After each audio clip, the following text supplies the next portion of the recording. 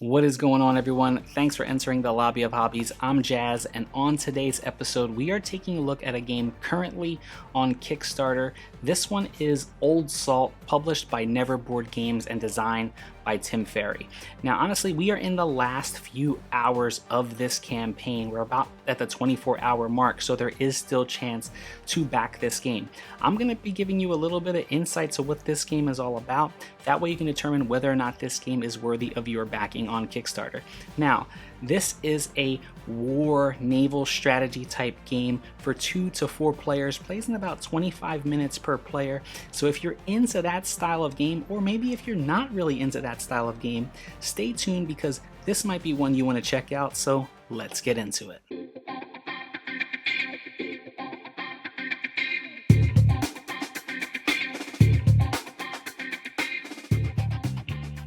Alright, so as we talk about Old Salt, we're going to ask this question, can you dig it? To determine who this game is for, how inviting it is to get to the table, and then lastly, is this game good?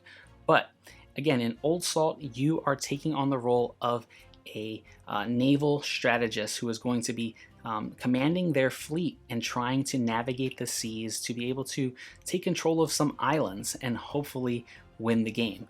But in this game, there are going to be 6 different factions that you can be, and whether it's the barbarians to the forgotten or the engineers, each faction plays differently and is going to have different asymmetric player powers. But not only are you going to have different player powers within your faction, you're going to have different ships within your fleet that you are going to command, and each ship is going to have different abilities.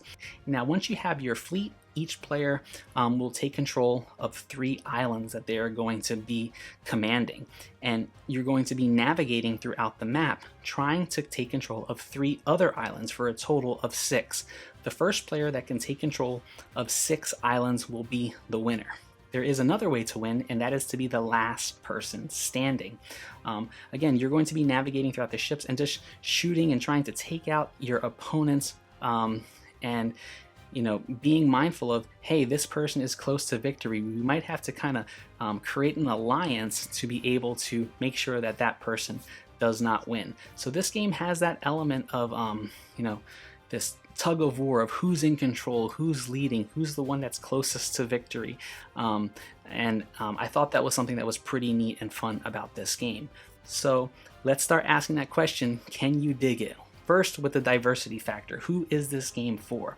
I want to say, with the way this game has its setup rules, not only for its the quick start setup, but also to the advanced setup, this game leads way to new gamers, but also experienced gamers, and people who are also new to the genre of wargaming. It allows you to kind of start off the game by playing with the standard setup, which even eliminates the faction powers and lets you be able to bring in those faction powers in later rounds once you get a good handle of how the game is played. But experienced gamers who are familiar with war games, I think will find this not too complex, where they can just jump right in. The turns are fairly simple. It's pretty much move your ships, activate your faction's player powers, and then go from there. Who are you taking out? Which islands are you going to seize control over? And then try to figure out, can you get the victory? With respect to how inviting is this game on the table, I like the map. The map is beautifully done. The artwork has this kind of oil painting type look to it. So if you're into that type of artwork, this might be one that you might want to check out. But I thought it was pretty cool that they decided to go this acrylic token type route. I'm not sure how the final product is going to be. Check out the Kickstarter campaign for that.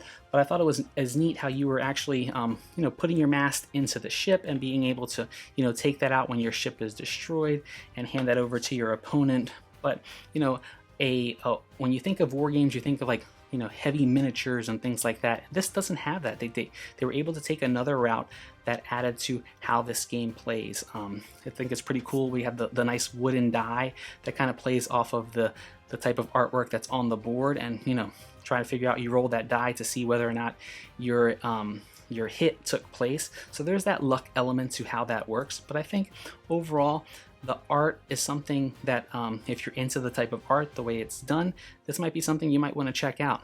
Lastly, Everybody wants to know, is this game good?